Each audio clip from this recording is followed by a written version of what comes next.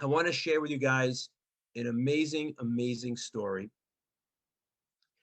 It's about a guy, we'll call him Ron. It's a true story, but I'm just making up the names.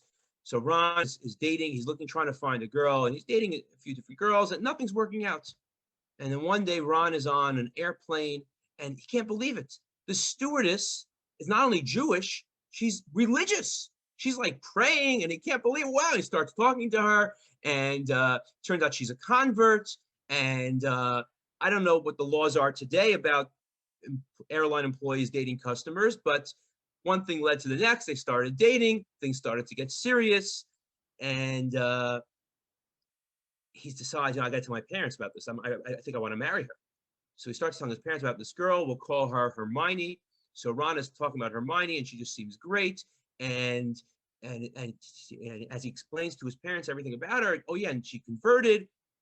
Now at that point, his father's face turned white. Now, just to give you some background, his parents were Holocaust survivors. They were the only ones in their entire extended family who survived the war. And they said to him, look, you're the last link in our chain. This girl's Jewish today, maybe not Jewish tomorrow. We're not comfortable with that. If you could please find someone else. And, a person is not obligated, by the way, to listen to their parents when it comes to choosing who you marry. You choose who you want to marry. If you're going to cause them anguish, then there is a goal to be sensitive to that. And he was sensitive to that. He didn't want to cause anguish to his parents. So he said, he called it off. She was devastated. He starts dating other girls. Several months later, Hermione's speaking to her mother, telling her what happened. And her mother says, you know what? I have to confide in you. We're actually Jewish. When we came from Europe, we decided, what Hitler did could happen again in America. We don't want to go through that. We don't want you to go through that. And we decided to pretend that we're Christian. We raised you as a Christian.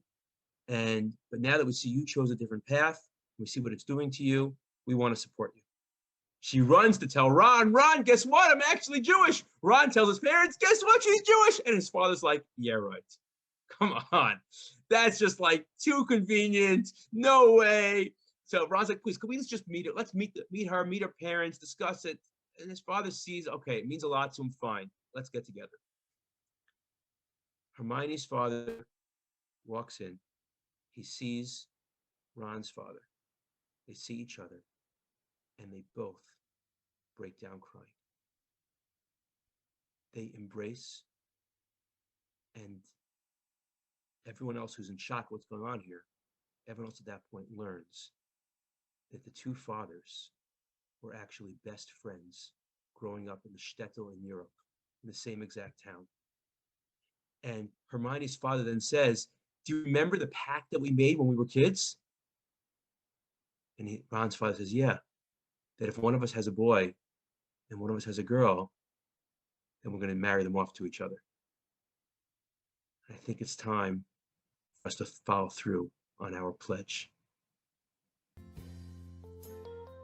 40 days before we are born, God declares who your soulmate is, who the best possible match is for you. And God is our Father. He loves us, and He will do what He needs to do to help to make that happen. But I have to admit, you're not guaranteed to marry your soulmate. You have free will. At the end of the day, we make the choice. But you are guaranteed to meet your soulmate. And even if God has to arrange for you to take a flight to the middle of nowhere to find that person in unusual circumstances, He will make that match happen. He'll make the meeting happen and give us the tools and resources we need to find that special someone.